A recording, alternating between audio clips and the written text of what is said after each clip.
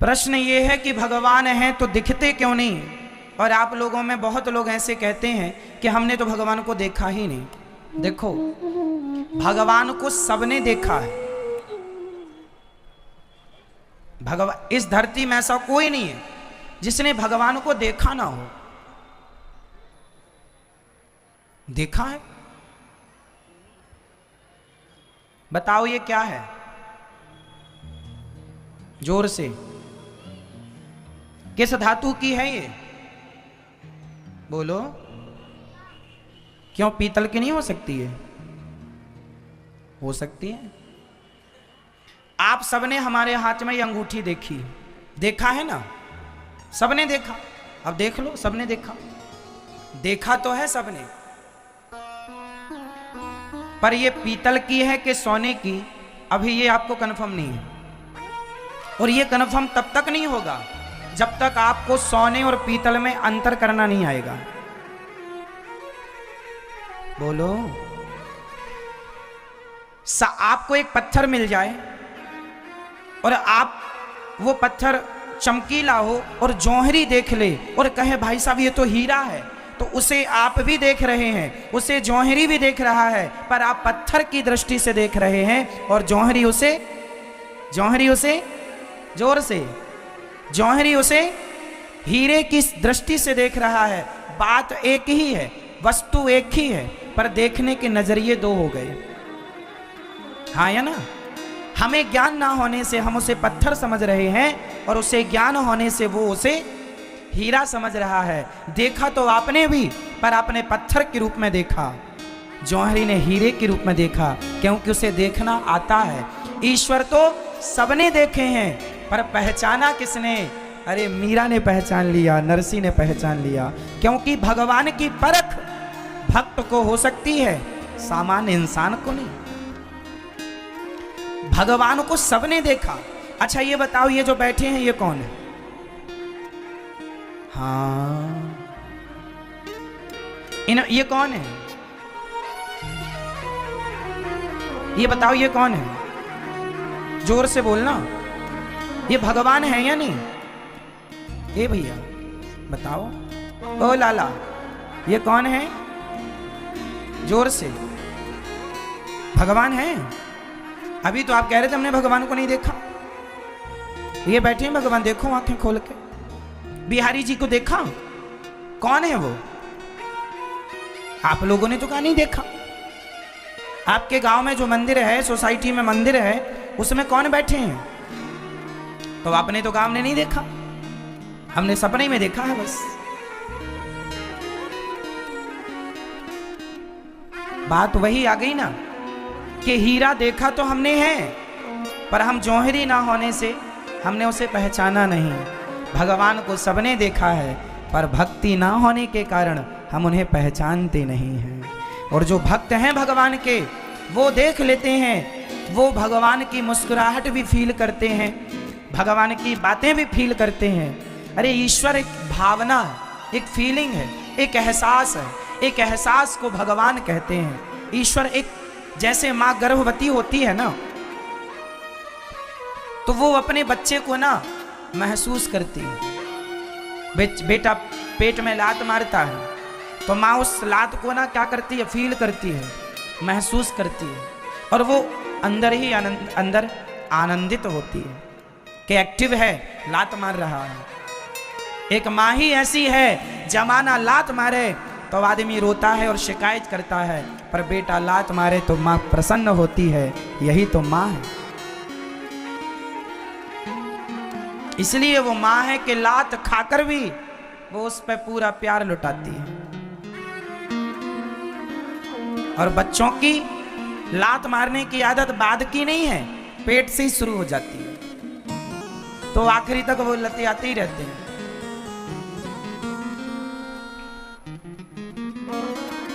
इसलिए भगवान ना मंदिर में होते हैं मेरी माँ, ना दिल में होते हैं, ना अंदर होते हैं, ना बाहर होते हैं। भगवान होते हैं तो भक्त के विश्वास में होते हैं। यदि विश्वास है तो ये भगवान है, और विश्वास नहीं है तो कहीं नहीं है भगवान। उन्हीं के लिए भगवान मंदिर में हैं जिन्हें विश्वास है, वरना मंदिर में पत्थर है उनके लिए जिन्हें विश्वास नहीं। प्रहलाद जी ने कहा इस खंबे पर भगवान है, तो प्रहलाद के विश्वास को रखने के लिए खंबा तोड़कर आए कि नहीं। यदि प्रहलाद के विश्वास की रक्षा भगवान ने की, नरसी के विश्वास की रक्षा भगवान ने की, तो हमारे और आपके विश्वास की रक्षा भगवान क्यों नहीं करेंगे। द्रौपदी ने विश्वास से कहा था ना आएगा, आए। फिर हम लोगों में कमी यही है, हम विश्वास नहीं करते, हम पत्थर मानते हैं। और याद रखो, भावना की ज्योत को जलाकर देखिए, बोलती हैं मूर्तियां बुलाकर देखिए।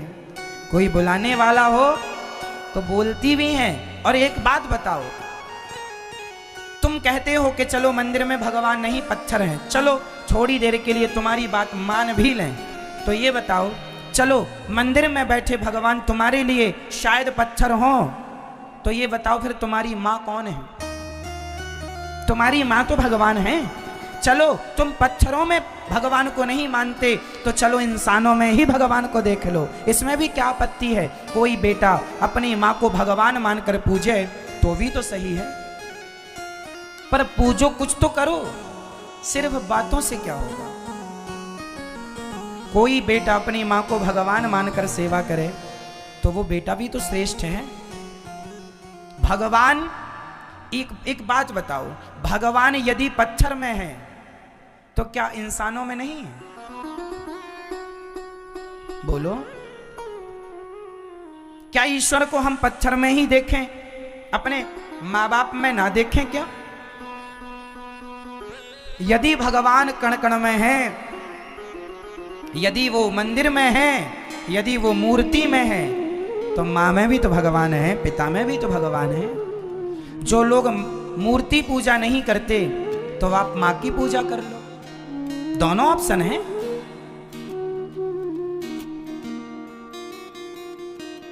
क्यों मेरी माँ?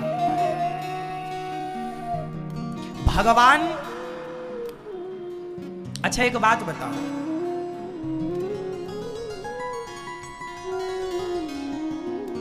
स्कूल जब हम पढ़ने जाते हैं तो हमें सबसे पहले क्या सिखाया जाता है?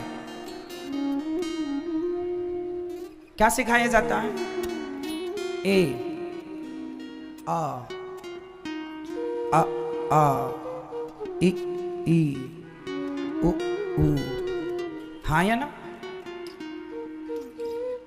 फिर हम पढ़ते हैं अनार का, आम का, बड़ा आम, आ से अनार। अच्छा ये बताइए, आ मतलब केवल अनार ही होता है क्या? ए फॉर केवल एप्पल ही होता है क्या? ए फॉर बहुत कुछ होता है। आ मतलब बहुत कुछ होता है। आ मतलब अर्जुन भी तो हो सकता है, नहीं हो सकता? अनार का, अर्जुन का नहीं हो सकता? हो सकता, परंतु हमें पहले आ से अनार ही पढ़ाया जाता है, एक चीज पढ़ाई जाती है। क्यों? क्योंकि एक चीज पढ़नी आ गई तो दूसरी अपने आप आ जाएगी। पढ़ाई का यही सिद्धांत होता है कि एक चीज पकड़ ली आपने तो दूसरी अपने आप आ जाएगी, और तीसरी भी आ जाएगी, चौथी भी आ जाएगी। फिर सबको पढ़ने की जरूरत नहीं, वो सब अपने आप आ जाएगा। पर एक को जानने के लिए पढ़ना पड़ेगा। अच्छा समझ लीजिएगा,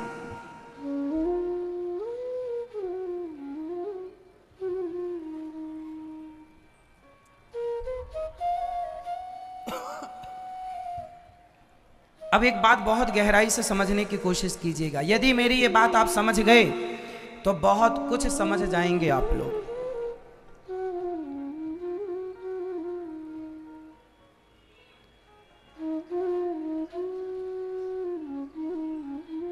स्कूल जब हम जाते हैं ना तो हमें ब्लैक बोर्ड में मास्टर जी लिखकर बताते हैं, ये है ए, ये है बी, ये है का, ये है खा, ये है गा, ये है घा, लिख कर बताते हैं। क्यों बताते हैं? समझ में आ जाए। अच्छा ये बताओ, जो का खा गा घा ये जो अक्षर हैं, ये अक्षर सगुण होते हैं या निर्गुण? मीन्स साकार होते हैं या निराकार? अक्षर का आकार होता है या नहीं? जोर से। अक्षर का आकार होता है या नहीं? जोर से। होता है या नहीं? जोर से। अक्षर साकार हैं या निराकार? जोर से, जोर से। अक्षर निराकार होते हैं, समझिएगा। अक्षर निराकार होते हैं। उन अक्षरों को समझने के लिए एक आकार दिया गया है। अभी जो मैं बोल रहा हूं वह सब मेरे मुंह से निकलने वाला हर अक्षर, हर शब्द निराकार ही तो है। अभी इसका क्या आकार है? लेकिन चूंकि समझने के लिए, शिक्षा प्रणाली को बढ़ाने के लिए उसे शब्दों में पिरोया गया, एक अक्षर दिया गया। महर्षि पाणिनीय जी ने एक अक्षर दिया और अक्षर का उच्चारण स्थान भी बताया कि का कहां से निकलता है, खा कहां से निकलता है, गा कहां से निकलता है ना? का का कहां से निकल रहा है? कंठ से। का, ख, गा, घ। फिर पा, फा, बा, भा, मा, होंठों के स्पर्श से। फिर ता, था, दा, धा, ना। ये जिह्वा जाकर के ऊपर टकराती है तो वहां से ता, था, दा, धा, ना। ना जब बोलेंगे तो हल्की सी जिह्वा घूम के ऊपर जाके तालू में लग जाएगी। हाँ या ना? ये उच्चारण स्थान है। हर शब्द का एक अलग उच्चारण स्थान होता है। ये शब्द यहां से निकलता है, ये शब्द यहां से। अब जैसे चा, छा, जा, झा, ना, चा, छा, जा, झा, या, चा, छा, इसका उच्चारण स्थान अलग है। बोलिए मेरे संग, चा। फिर बोलिए पा। बिना दोनों होठों के मिले पा निकल ही नहीं सकता। आप बिना होठों को मिलाए पा बोलिए। पा बोलेंगे तो दोनों होंठ मिल जाएंगे, मुंह बंद होगा। पा, मा। पर चा में नहीं ऐसा, चा, छा, जा, झा, या। मतलब सबके उच्चारण स्थान, शब्द जो है मेरी मां, वह शब्द जो है वह निराकार है। परंतु उसी निराकार शब्द को सिर्फ समझने के लिए उसे साकार रूप में हमारे ऋषि मुनियों ने, स्वयं भगवान ने पिरोया, बनाया ना। क्यों बनाया? ताकि हम पढ़ सकें, समझ सकें। उसी प्रकार, उसी तरह भगवान निर्गुण और निराकार हैं। कोई रंग नहीं, कोई रूप नहीं, वो ब्रह्म ईश्वर निराकार हैं। शब्द जैसे शब्द ब्रह्म, शब्द ब्रह्म, ईश्वर निराकार शब्द जैसा है। लेकिन वही निर्गुण निराकार ईश्वर, उस यदि हम सिर्फ बोलें, लिखें, पढ़ें ना, तो शब्दों का फिर बोध कैसे होगा? आने वाली पीढ़ी शब्दों के मर्म को कैसे जानेगी? इसलिए ये व्यवस्था बनाई गई। उसी तरह जैसे ईश्वर निराकार हैं, पर वही उन ईश्वर को जानने और समझने के लिए वही परमात्मा जो निर्गुण है, निराकार है, वही भगवान भक्तों के प्रेम के कारण सगुण साकार बन करके प्रकट होते हैं कि मैं सगुण बनकर आऊँगा, मंदिर में बैठूंगा, आप मुझे देखना। तो जो मंदिर में मूर्तियाँ हैं वो भी भगवान ही हैं। उन्हें पत्थर की मानना, इस भावना से ना देखो कि ये पत्थर है, ये मूर्ति है, ये विग्रह है और ये भगवान का स्वरूप है। ये साक्षात मानो तो मैं गंगा माँ हूं और ना मानो तो बहता पानी। अब एक चीज और समझने की है।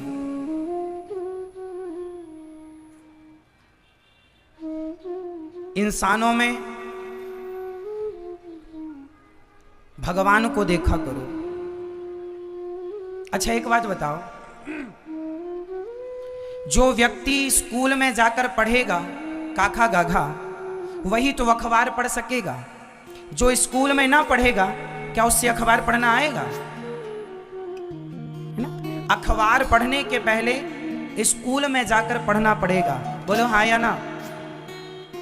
बिना स्कूल में पढ़े अखबार नहीं पढ़ सकते आप हिंदी बोल सकते हैं, यदि हिंदी बोलने वालों के बीच में आपका जन्म हुआ है तो हिंदी बोल सकते हैं, पर हिंदी पढ़ने के लिए बिना स्कूल गए आपको पढ़ना नहीं आएगा। आपको बोलना तो आ जाएगा, क्योंकि बचपन से वही मातृभाषा है। बोलो हाँ या ना? पर पढ़ने के लिए कहाँ जाना पड़ेगा? स्कूल जाना पड़ेगा। उसी तरह स्कूल में जाने से ये पता लगता है कि भाषा किस तरह से पढ़ी जाती है। अब समझिएगा, आपकी जो माँ है वो कौन है? जोर से, माँ कौन है आपकी? लालमती? अरे नाम नहीं पूछ रहे हैं। माँ कौन है आपकी? माँ भगवान है। माँ कौन है? जोर से। पहले अपनी माँ को भगवान के रूप में देखो। पहले एक एक अक्षर को पढ़ो। पहले पढ़ाया जाता है का खा, फिर जब बच्चा समझने लगता है ना तो दो अक्षर पढ़ाए जाते हैं, ना ल। दोनों को जोड़ो, क्या हुआ? नल। फिर पा ल, क्या हुआ? पल। फिर जब दो अक्षर जोड़ना सीख जाता है बच्चा तो तीन अक्षर जोड़ के बताए जाते हैं, क, म और ल। तीनों को जोड़ो, क्या बना? कमल। ये बच्चों को इसलिए पढ़ाया जाता है, थोड़ी थोड़ी करके सीखेंगे, और जब सीख जाएंगे तो फिर अलग अलग जरूरत ही नहीं है, एक साथ धारा प्रवाह पड़ेगा।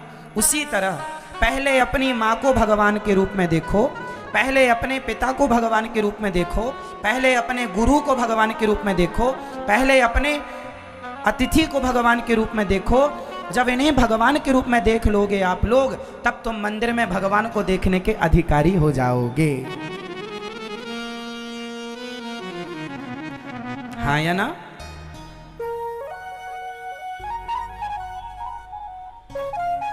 सही है ना मेरी माँ? जो व्यक्ति अपनी माँ में भगवान को नहीं देखता, क्या वो मंदिर में भगवान को देख पाएगा? आप लोग ना डायरेक्ट मंदिर चले जाते हैं।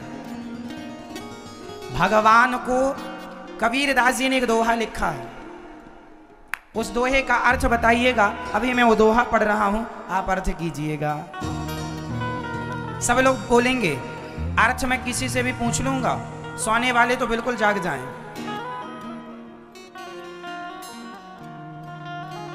कबीरदास जी का एक दोहा सुनो। पत्थर पूजे हरि मिले, तो मैं पूजू पहाड़, तासे तो चक्की भली, पीस खाए संसार। इस दोहे का अर्थ क्या है? पत्थर पूजे हरि मिले, तो मैं पूजू पहाड़, तासे तो चक्की भली। चक्की मतलब वो चक्की जो गांव में पहले घर घर होती थी, आटा गेहूं डालो पीसो आटा। पत्थर पूजना है तो जो तुम्हारी चक्की है वो भी तो पत्थर की है, उस पत्थर की पूजा क्यों नहीं करते? वो तो तुम्हारा पेट भरने में सहायक है। कबीरदास जी कह रहे हैं पत्थर पूजे हरि मिले। यदि पत्थर पूजने से भगवान मिल जाते तो मैं पहाड़ पूज लेता। इस दोहे का अर्थ क्या है ये बताओ? क्या कहना चाह रहे हैं कबीरदास जी? इस दोहे के आधार पर क्या मैसेज दे रहे हैं कबीरदास जी? क्या वो ये कहना चाहते हैं कि मूर्ति पूजा ना करो?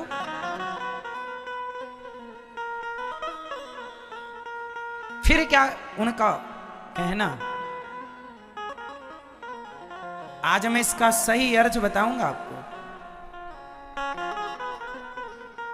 आप में से कितने लोगों ने यह दोहा पहले सुना है? अच्छा, कुछ लोगों ने सुनी नहीं। कबीरदास जी ने एक दोहा लिखा है कि पत्थर पूजे हरि मिले तो मैं पूजूं पहाड़, तासे तो चक्की भली पीस खाए संसार। इसका अर्थ है, कबीरदास जी कहते हैं यदि पत्थर पूजने से भगवान मिलते तो मैं पहाड़ पूज लेता। पत्थर पूजने से भगवान नहीं मिलेंगे, कबीरदास जी ये कह रहे हैं। तो फिर क्या पूजने से भगवान मिलेंगे? क्या? अब सुनो, कबीरदास जी कहते हैं छोटे से बच्चे को डायरेक्ट अखबार मत दो, डायरेक्ट अखबार मत दो, पहले उसे स्कूल भेजो, और जब स्कूल में पढ़ना सीखेगा तो अखबार, डायरेक्ट अखबार नहीं। आप डायरेक्ट मंदिर जाएंगे तो वहां आपको पत्थर ही नजर आएगा। इसलिए पहले अपनी माता को भगवान के रूप में देखना सीखो, कक्षा 1। फिर अपने पिता में भगवान को देखना सीखो, कक्षा 2। फिर अतिथि में भगवान को देखना सीखो, कक्षा 3। फिर आचार्य गुरुजनों में भगवान का दर्शन करना सीखो, कक्षा 4। फिर जब इन चारों में भगवान तुम्हें, इंसानों में भगवान तुम्हें दिखने लग जाएं, तब तुम पत्थर में भी भगवान को देखने के योग्य हो गए। अब तुम गए ही नहीं, मां को कुछ मानते ही नहीं, मां को तुम ठुकरा कर मंदिर जाओ, कौन से भगवान मिलेंगे? एक बेटा अपनी मां को मार रहा था, और जब मंदिर गया, कबीरदास जी भी जा रहे थे। कबीरदास जी ने उसकी मां से कहा, क्यों रामबाई क्या हुआ? अरे महाराज आज बेटे ने बहुत मारा। क्यों मारा? बोले पैसे दो, कहां से लाऊं मैं पैसा, रोटी भी नहीं देता, मारता है, बहुत मारा उसने। कबीरदास जी जा रहे थे मंदिर, तो कबीरदास जी को उसी रामबाई का बेटा मंदिर में पूजा करते मिल गया। तो कबीर जी ने हंस करके कहा, वाह, पत्थर पूजे हरि मिले तो मैं पूजू पहाड़, तासे तो चक्की भली पीछ खाए संसार। पगले, अपनी मां को मारता है और मंदिर में आके पूजा करता है। इंसानों का अपमान करने वाले को पत्थर में भगवान का दर्शन कैसे होगा? अरे पत्थर में भी ईश्वर को वही देख सकता है, मूर्तियों में भी भगवान को वही देख सकता है, कण कण में भगवान को वही देख सकता है, जिसने अपनी मां को और अपने पिता को, अपने पति को भगवान के रूप में कभी देखा हो। समझ में आ गई बात किस किस को? जिसको आ गई हाथ उठाएं। हो गए ना समझदार? कथा समझदार बनाती है, देखो हो गए आप जो समझदार।